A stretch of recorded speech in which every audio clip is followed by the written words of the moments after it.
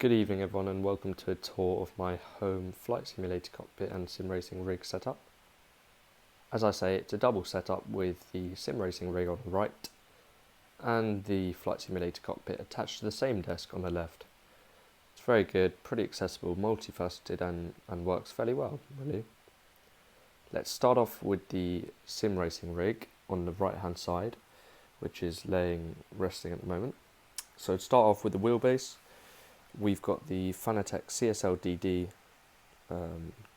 CSLDD direct drive 8 Newton meter wheelbase.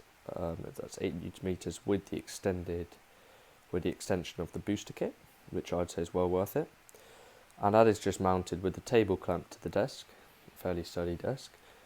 And the wheel rim is the Fanatec McLaren GT3 V2 wheel rim base.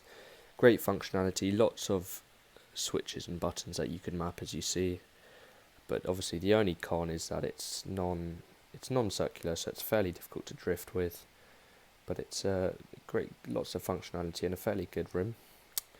And that's just attached to the wheelbase with the quick release that comes with it, so it's fairly easy to set up. The pedals in use are just the Fanatec pedals that come with the CSLDD no load cell, fairly average pedals, decent brake pedal, fairly light accelerator pedal, but it works pretty well, does the job.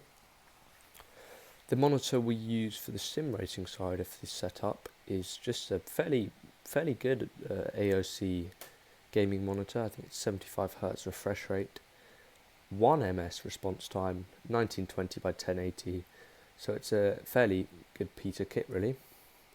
And that's why it's much quicker than the monitor on the left, which is actually also slightly bigger, hence why we use it for the sim racing side of the rig, because it's more demanding for the setup.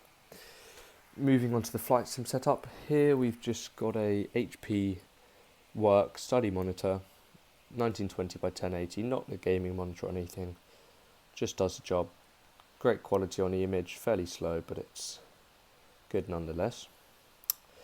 In terms of the flight sim peripherals, we have the Cytec ProFlight yoke, and mounted above that we have the Cytec ProFlight multi-panel, which is good for binding all the autopilot buttons to. And to the right of that we have the Cytec ProFlight switch panel, which is good for doing wheel light functionality. And as the throttle quadrant, we just have the Cytec throttle quadrant that comes with the ProFlight yoke system.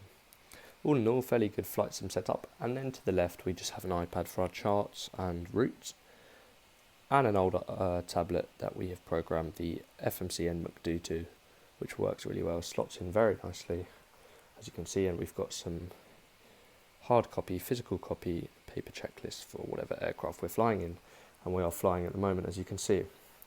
Just a gaming keyboard off Amazon, a nice LED backdrop but nothing special there really, and a cheap Argos gaming headset, but with a fairly good quality microphone for flying on VATSIM and whatnot, where you want good readability, I suppose. In terms of the gaming mouse, it's just a Logitech G502, nothing special, good functionality, lots of buttons. I've had a few problems with it disconnecting at times and crashing the simulators, but nothing too major. And just behind all this, we've just got a PS5.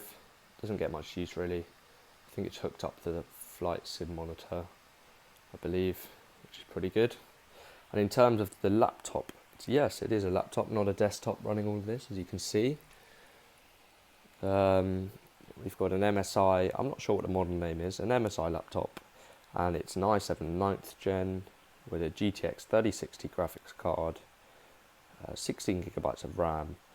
And as you can see, lots of USB ports, lots of Ethernet ports to connect everything to. Cable management's not great, but it's a very HDMI port as well to connect to both the monitors.